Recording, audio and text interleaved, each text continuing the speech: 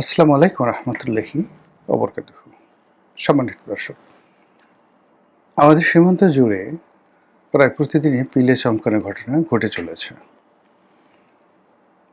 আপনারা জানেন যে বাংলাদেশ এবং ভারত সীমান্তে দীর্ঘদিন ধরে যে অমানবিক দৃশ্য চলছিল এবং সেটা দীর্ঘদিন ধরে বিএনপির জামানাতে, বঙ্গবন্ধুর জামানাতে, শেখ হাসিনার জামানাতে এটা কোনো অবস্থাতেই কমেনি। সীমান্তে ভারতীয় যে বর্ডার সিকিউরিটি ফোর্স বিএসএফ তাদের অমানবিক আচরণ, নির্বিচারে গোলাগুলি এবং সেখানে বহু হৃদয় বিদারক দৃশ্য আমাদেরকে ব্যথিত করেছে। সেই কাঁটাতারের বেড়াতে ফেলানির ঝুলন্ত লাশ, সাম্প্রতিক শতাব্দীর যে সীমান্তে যে সকল হৃদয় বিদারক দৃশ্য রচিত হয়েছে, যে পোর্ট্রেট রচিত হয়েছে, ফেলানি লাশ তার মধ্যে প্রধানতম। ভারতের সঙ্গে বাংলাদেশের যে দ্বিপাক্ষিক সম্পর্ক, এটি বলা হয় বন্ধুত্বের। আওয়ামী লীগ জামানাতে এই বন্ধুত্ব রীতিমতো গর্বের বিষয় ছিল। অনেকে এটিকে ভাই বোনের সম্পর্ক, অনেকে এটিকে স্বামী স্ত্রীর সম্পর্ক, অনেকে এটিকে লেনাদেনার সম্পর্ক। স্বয়ং সাবেক প্রধানমন্ত্রী তিনি বলেছিলেন, ভারতকে যা দিয়েছি জীবনে ভারত কখনোই এটা অস্বীকার করতে পারবে না, বা এরকম কিছু একটা অবস্থা যে এরপরে আর দেওয়ার কিছু নেই, বা এরপরে ভারত আসলে চাওয়া পাওয়ার আর কিছু থাকতে পারে না, এত কিছু ভারতকে দিয়েছি। তো এরকম একটি সম্পর্ক, সেই সম্পর্কের মধ্যে আবার সীমান্তে একের পর এক কাঁটাতারের বেড়া নির্মাণ। তারপর একদিকে ভারতের সঙ্গে বাংলাদেশের যে সীমান্ত বিরোধ, সেটা নিষ্পত্তি হয়ে যাওয়া, বাংলাদেশের ভিতর দিয়ে ভারতের ট্রানজিট, রেল ট্রানজিট, নৌ ট্রানজিট, আর আকাশপথের আর জলপথের ট্রানজিট তো ছিলই। তো সেখানে সীমান্তের দেয়াল উঠে যাবে। ভারত এবং বাংলাদেশের মধ্যে যেখানে পাসপোর্ট থাকবে না, বা অনায়াসে আমরা ভারত যেতে পারবো, ভারত আমাদের দেশে আসতে পারবে, জাস্ট লাইক সেনজেন কান্ট্রি। তো সেটা না করে দেখা গেল যে ভারত আমাদের এখানে অনায়াসে আসতে পারবে, অনায়াসে যেতে পারবে। এমনকি বলা হচ্ছিল যে ভারতীয় যে তাদের অফিস, আমাদের সেনা গোয়েন্দা বিভাগ ডিজিএফআই এর যে হেডকোয়ার্টার, সেখানে আছে। সত্য মিথ্যা জানি না, বা ছিল। এ সকল কথাবার্তা ব্যাপক প্রচলিত ছিল এবং ভারতীয় ইচ্ছা করে বাংলাদেশ থেকে যে কোনো কাউকে ধরে নিয়ে যেতে পারত। এবং এয়ারপোর্টে আমরা বেশ কয়েকবার আওয়ামী লীগ জামানাতে শুনেছিলাম যে এয়ারপোর্টে ভারতীয় যে বা ভারতীয় কর্তৃপক্ষ তাদের অপছন্দের মানুষকে আমাদের ঢাকা বিমানবন্দরের ভেতর থেকে ধরে নিয়ে গেছে। সত্য এবং মিথ্যা আগে বললাম জানি না, কিন্তু এই বিষয়গুলো আওয়ামী লীগ জামানাতে বেজায়ভাবে চালু ছিল। এরপর যখন ইনুস জামানা এলো, তখন ডবল সমস্যা হলো। সীমান্তে ভারতের কড়াকড়ি, অনেক ক্ষেত্রে সীমান্ত পরিপূর্ণভাবে বন্ধ, ভিসা বন্ধ, ভারতীয় দূতাবাসের যে ভিসা উইংস রয়েছে সেটা বন্ধ, কলকাতা থেকে এবং অন্যান্য জায়গা থেকে অনবরত বাংলাদেশ বিরোধী প্রচারণা, এই জিনিসগুলোর সঙ্গে সঙ্গে আবার গোলাগুলি, এটা চলছিল। তারই ধারাবাহিকতা যখন আবার ইলেকশনের পরে বিএনপি এলো, অনেকে আমরা ধারণা করেছিলাম যে এইবার বোধহয় ভারতের সাথে একটি সম্পর্ক ভালো হবে। ভারতও সেটা বলেছিল যে ইউনূসের জামানাতে নয়, পরবর্তীতে কালে যখন কোনো নির্বাচিত সরকার আসবে, সেই নির্বাচিত সরকারের সঙ্গে তারা সর্বোচ্চ সম্পর্ক স্থাপন করবে। তার কিছু নমুনা আমরা দেখলাম যখন জনাব তারেক রহমান সাহেব বাংলাদেশে এলেন এবং তার মা ইন্তেকাল করলেন। তার শেষকৃত্য অর্থাৎ জানাজার যে অনুষ্ঠান, সেখানে ভারতীয় পররাষ্ট্রমন্ত্রী জয়শঙ্কর এলেন। নজিরবিহীনভাবে তিনি এলেন। আবার তারেক রহমান সাহেবের সঙ্গে দেখা করে, জনাব ইউনূস সাহেবের সঙ্গে দেখা না করে, কথা না বলে নজিরবিহীনভাবে তিনি চলে গেলেন। এই বর্তমান সরকার ক্ষমতা গ্রহণ করেছে প্রায় 100 দিন হতে চলল, 3 মাস 10 দিন হতে চলল। তো এর মধ্যে আমাদের পররাষ্ট্রমন্ত্রী ভারত গেছেন, কিন্তু কোনো সমস্যার সমাধান হয়নি।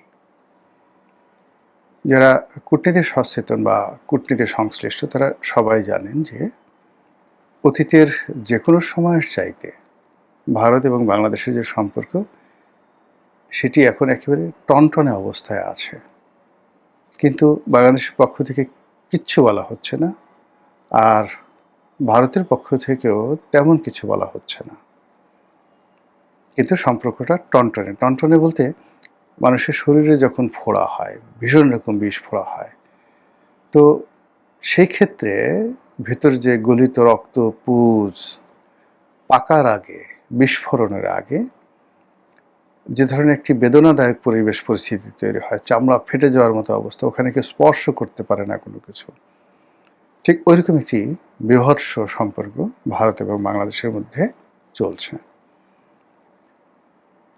বাংলাদেশ প্রাণান্ত চেষ্টা করছে আমেরিকা, ইউরোপ, পাকিস্তান, চীন এদের সাথে সম্পর্কের একটি বলয় তৈরি করার, মধ্যপ্রাচ্যের সঙ্গে সম্পর্ক স্থাপন করার চেষ্টা চালাচ্ছে, কিন্তু ভারতের সঙ্গে সম্পর্কটা আসলে হচ্ছে না।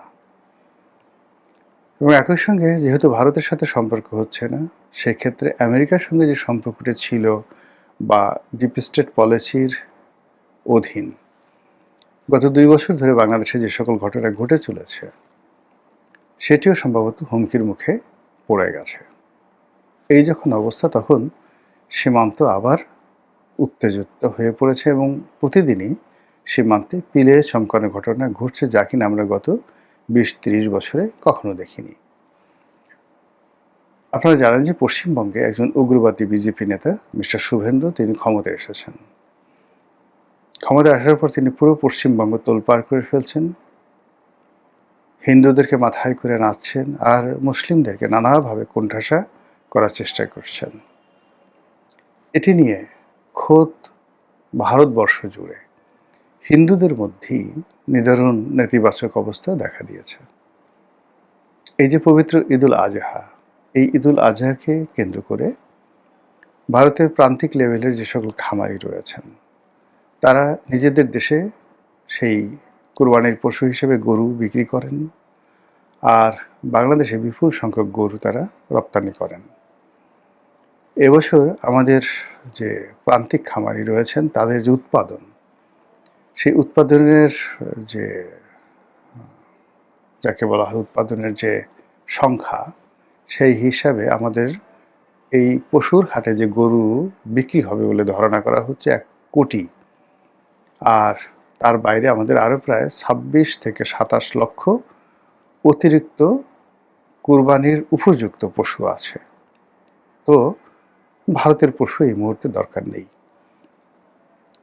সেই ক্ষেত্রে যেটা হয় সেটি হলো ভারত থেকে অবাধে রুগ্ন গরু, যাকে বলা হয় রোগা এবং কম দামের গরু আসে, চোরা কারবারি হিসেবে চোরাচালানে আসে।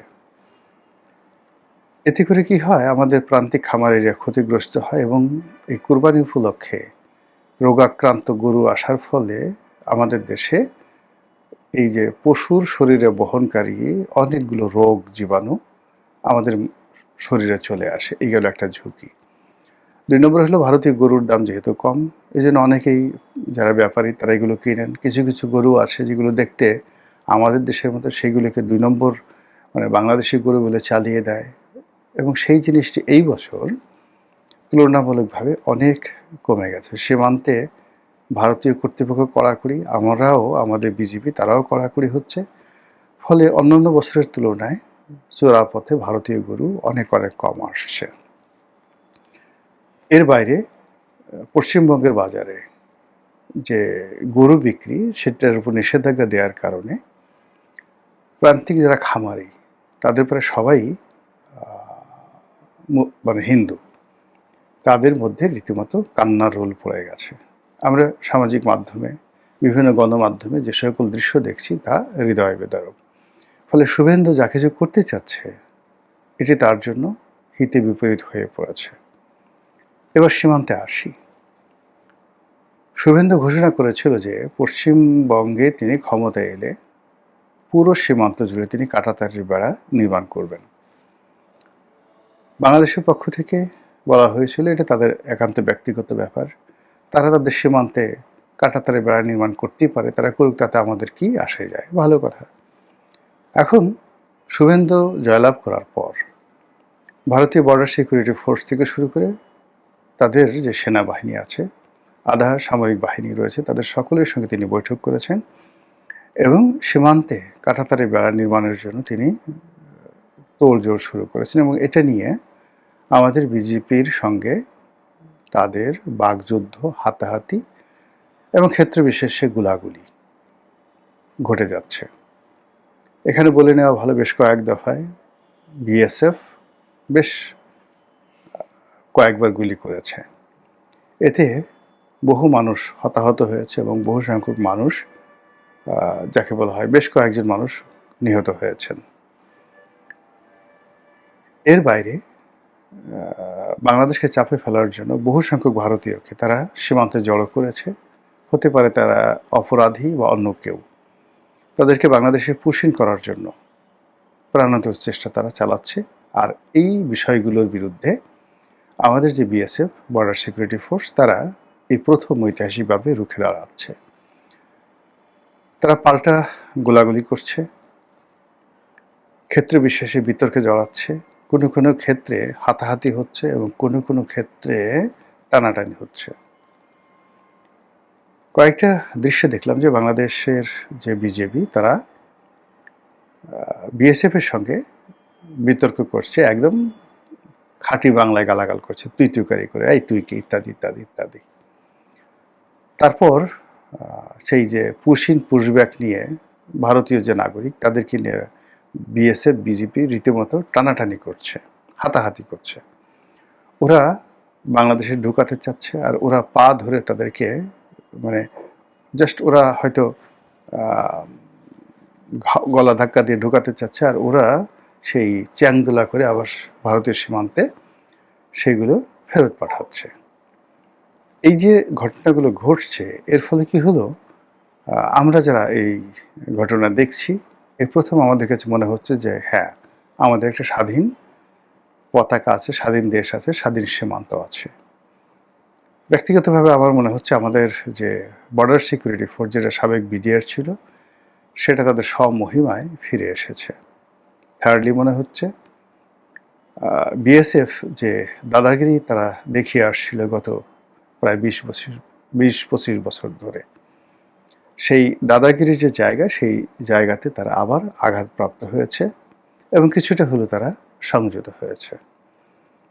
আগামী দিনগুলোতে ভারতের সঙ্গে আমাদের কি হবে উই ডোন্ট নো, কিন্তু যেভাবে এখন বর্ডারে আমাদের সীমান্তরক্ষীরা রুখে দাঁড়িয়েছে, বর্ডার রক্ষা করার জন্য তারা যেভাবে শক্তি প্রয়োগ করছে, তাতে করে অন্তত আলোচনার টেবিলে একটি সম্মানজনক নিষ্পত্তি হবে বলেই আমি মনে করছি। মহান আল্লাহ আমাদের সবাইকে হেদায়েত দান করুন এবং হেফাজত করুন। আসসালামু আলাইকুম ওয়া রাহমাতুল্লাহি ওয়া বারাকাতুহু।